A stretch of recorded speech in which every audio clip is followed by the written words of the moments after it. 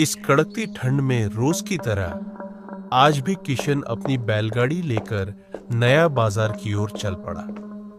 बैलों की गर्दन में बंधी घंटियों की धीमी धीमी आवाज और कच्चे रास्ते की उड़ती धूल उसके साथ साथ चल रही थी। बैलों को देखकर साफ लग रहा था कि वे आज काफी भूखे हैं।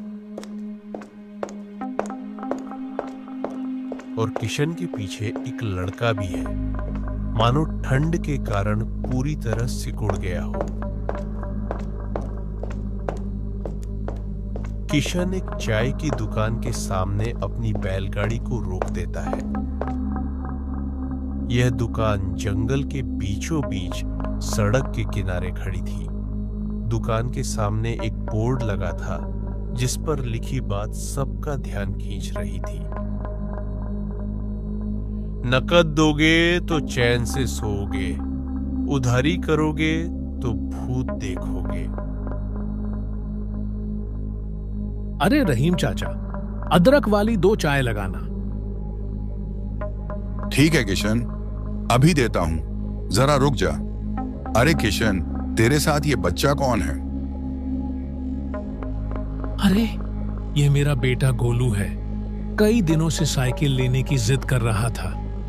मुझे ठीक से याद नहीं रहता, तो मैंने सोचा चल आज तू ही मेरे साथ नया बाजार चल। बैलगाड़ी का सारा माल बेचने के बाद तुझे साइकिल भी दिला दूंगा।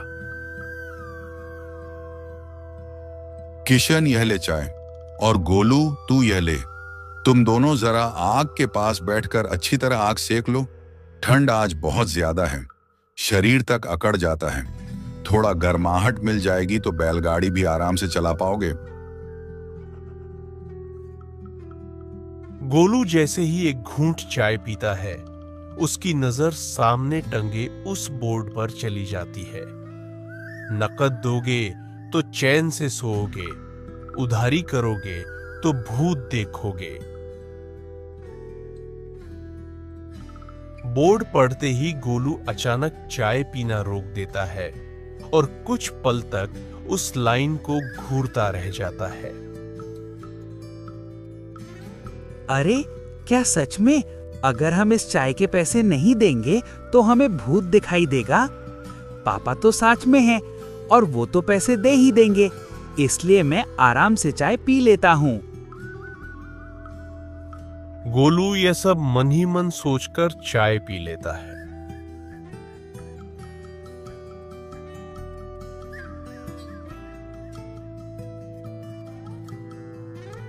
ठीक है रहीम चाचा, मैं चलता हूं। अभी मेरे पास पैसे नहीं हैं, लेकिन नया बाजार जाकर सारा माल बेचकर लौटूंगा तो आपकी इस चाय के पैसे याद से चुका दूंगा। ठीक है किशन, कोई बात नहीं, उधर से लौटते समय याद से दे देना। गोलू जैसे ही अपने पिता की बात सुनता है, उसकी हालत खराब हो जाती है। उसने तो चाय पी ली है और पैसे भी नहीं दिए। उसके मन में बार बार यही बात घूमने लगती है कि उधारी चाय पी है, आज तो पक्का भूत दिखाई देगा। अरे गोलू बेटा, तू रुक क्यों गया? और चाय पीने का मन है क्या? नहीं नहीं पापा, आ रहा हूँ।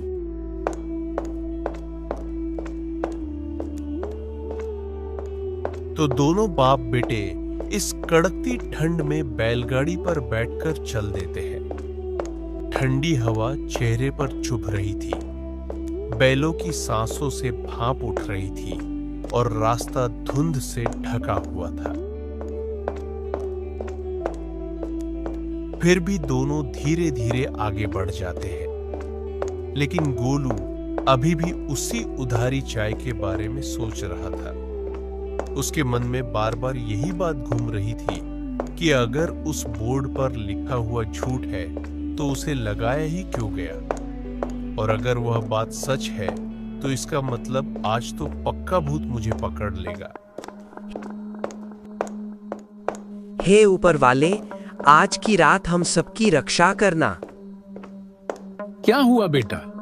इतनी रात को ऊपर वाले से क्या मांग रहे हो? ओ पापा, मुझे बहुत डर लग रहा है।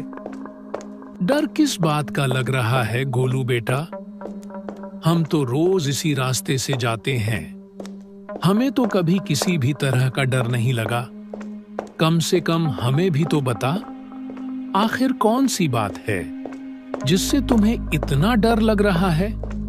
तुम्हारे मन में क्या चल रहा है बेटा? जरा खुलकर बताओ। वो पापा, हमें तो उसी बात से डर लग रहा है। हम दोनों ने उधारी पर चाय पी ली और उसके दुकान के बाहर के बोर्ड पर साफ लिखा था, नकद दोगे तो चैन से सोओगे, उधारी करोगे तो भूत देखोगे। आपने पैसे दिए ही नहीं और मुझे लगा था कि आप दे देंगे, इसलिए मैंने भी चाय पी ली। अच्छा बेटा, तो तुम उसी बात से डर रहे हो? नहीं नहीं, ऐसा कुछ नहीं होता। जब मैंने पहली बार वहां उधारी पर चाय पी थी, तब मैं भी उस बोर्ड को देखकर डर गया था। फिर जब मैंने रहीम चाचा से पूछा तो उन्होंने हंसकर बताया कि जब से यह बोर्ड लगाया है तब से कोई उधारी पर चाय पीता ही नहीं, बस इसी भूत के डर से। तो फिर आप उधारी चाय कैसे पी लिए पापा? अरे गोलू बेटा, रहीम चाचा हमें अच्छी तरह पहचानते हैं क्योंकि मैं उनका रोज का ग्राहक हूं, और वैसे भी मैंने उधारी पर चाय नहीं पी है। नया बाजार से लौट कर आऊंगा तो उनकी चाय के पैसे दे दूंगा।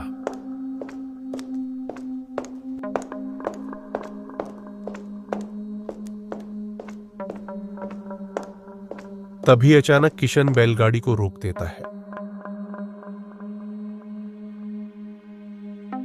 अरे, ये लोग वहां से रास्ता क्यों घेर रखे हैं? पहले तो इस रास्ते पर यह सब नहीं था। बैलगाड़ी के सामने दो आदमी खड़े थे। एक के हाथ में रसीद बुक थी और दूसरे के हाथ में एक लंबी लाठी थी जिससे उन्होंने रास्ता रोक रखा था। उनके बगल में एक सरकारी जैसा दिखने वाला बोर्ड भी लगा था जिस पर लिखा था, जो टैक्स कर देगा उसे सुख की प्राप्ति होगी, जो टैक्स नहीं देगा उसे भूत का दर्शन होगा। तभी एक आदमी जिसके हाथ में रसीद बुक है वह धीरे धीरे बैलगाड़ी की ओर बढ़ने लगता है। उसके हाथ में एक टॉर्च भी थी जो रह रहकर जल बुझ रही थी। उसकी पीली रोशनी धुंध में अजीब सा साया बना रही थी। अरे भाई साहब, ये पैसे आखिर किस चीज के लिए जा रहे हैं? आप लोग यहाँ रास्ता क्यों रोककर खड़े हैं? भाई, यहाँ से गुजरने वाली हर गाड़ी को रास्ता टैक्स देना होगा। इसी पैसे से आगे की सड़क की मरम्मत होगी। तुम अपनी गाड़ी के भार के हिसाब से जो भी बनता है जमा कर दो। साहब, अभी मेरे पास पैसे नहीं है।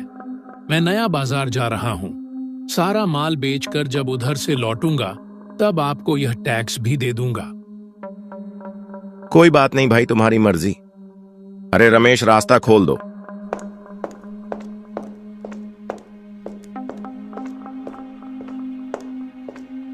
तब धीरे धीरे रमेश लाठी हटा लेता है और रास्ता पूरी तरह खुल जाता है। पापा, यहाँ पर भी एक बोर्ड लगा हुआ था।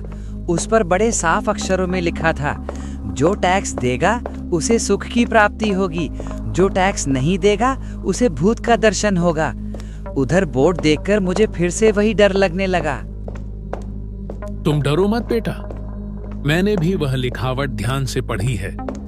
लगता है यह सब उसी चाय वाले को देखकर लिखा गया होगा ताकि लोग डरे और पैसे तुरंत दें। इसमें डरने वाली कोई बात नहीं है। हाँ पापा, ऐसा हो सकता है, लेकिन पापा ये लोग सिर्फ टैक्स और वसूली के नाम पर ही पैसा क्यों मांगते हैं? सुविधाओं के नाम पर क्यों नहीं मांगते? अगर अच्छी सड़कें और अस्पताल होंगे तो बहुत से लोगों का भला हो सकता है। रही बात सुख की, तो वो तो ईमानदारी से भी मिल सकता है। तुम्हारी बात सही है बेटा, लेकिन जहां तंत्र सिर्फ वसूलने पर ध्यान दे और सुविधाओं पर नहीं, वहां ऐसी ही बातें ज्यादा सुनने को मिलती हैं। लोग बुनियादी अधिकारों से पहले डर को रख देते हैं और इसी वजह से कई जरूरी सवाल पीछे छूट जाते हैं। चलो, तुम्हें इतनी छोटी उम्र में ही यह समझ आ गई कि क्या सही है और क्या गलत। मेरे लिए इतना ही काफी है। आने वाला समय जरूर बेहतर होगा। गोलू बेटा, अब तुम कुछ देर के लिए सो जाओ। अभी नया बाजार पहुंचने में लगभग 1 घंटा और लग सकता है और कल तुम्हें स्कूल भी जाना है। तुम आराम से सो जाओ। नया बाजार पहुंचते ही मैं तुम्हें जगा दूंगा। ठीक है पापा, मैं कुछ घंटों के लिए सो जाता हूँ, नहीं तो स्कूल में मुझे नींद आएगी। आप नया बाजार पहुंचते ही मुझे जगा देना। तो गोलू धीरे धीरे सो जाता है। बैलगाड़ी की हल्की हल्की आवाज और ठंडी हवा के बीच कुछ ही मिनटों में वह गहरी नींद में डूब जाता है। उसके चेहरे पर थकान साफ दिख रही थी और सारी चिंताएं नींद के साथ कहीं दूर चली जाती है। तभी अचानक किसी के रोने की धीमी सी आवाज सुनाई देती है। उस आवाज को सुनते ही किशन चौंक जाता है और बैलगाड़ी को रोक देता है। चारों ओर बस सन्नाटा है और ठंडी हवा में वह रोने की आवाज और भी डरावनी लगने लगती है। इतनी रात को इस सुनसान जगह पर कौन रो रहा है? कहीं कोई दिखाई भी नहीं दे रहा। तभी उसके सामने एक पेड़ के पीछे एक लड़की की परछाई दिखाई पड़ती है। शायद उस पेड़ के पीछे कोई लड़की है जो रो रही है। आवाज वहीं से आ रही लगती है। रुको, मैं जरा पास जाकर देखता हूं कि आखिर माजरा क्या है। तो किशन धीरे धीरे बैलगाड़ी से उतरता है और सावधानी से उस परछाई की ओर बढ़ने लगता है।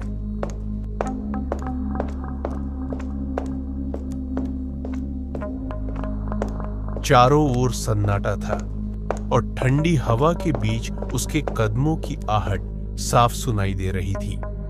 उसे देखते ही किशन की आंखें फटी की फटी रह जाती है।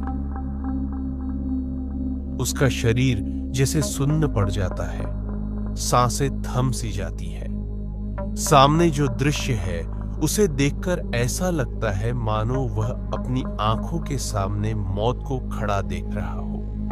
उसकी परछाई धीरे धीरे बड़ी होने लगती है, मानो अंधेरे के साथ साथ फैलती चली जा रही हो, और देखते ही देखते वह पल भर में किशन को उठाकर निगल जाती है। इधर बैलगाड़ी पर सो रहे गोलू की नींद अचानक टूट जाती है। वह अपने पापा को पास ना पाकर घबराकर इधर उधर देखने लगता है। पापा, पापा आप कहाँ हो?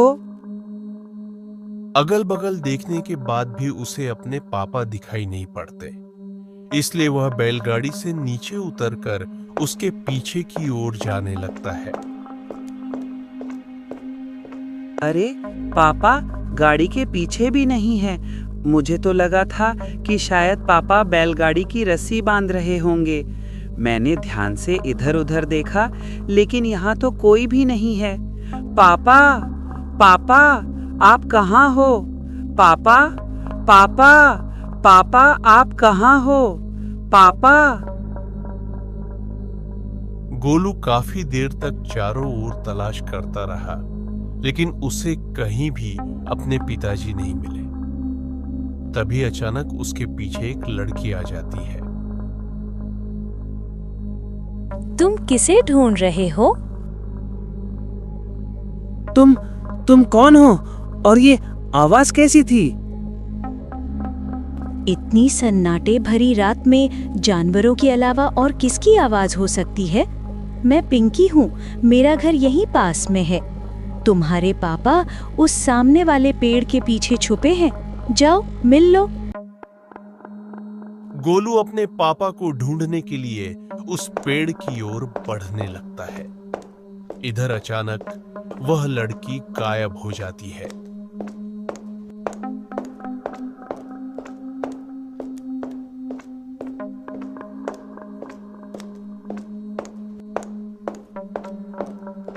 पापा पापा पापा आप कहाँ हो पापा?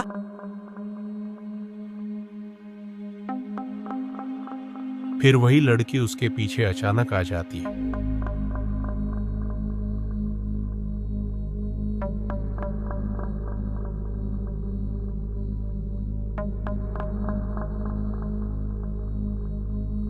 अरे उठ जा बेटा, और कितना सोएगा अब?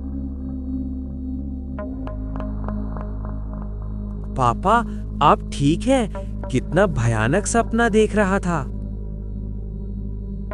चल नीचे उतर जा, हम नया बाजार पहुंच गए हैं।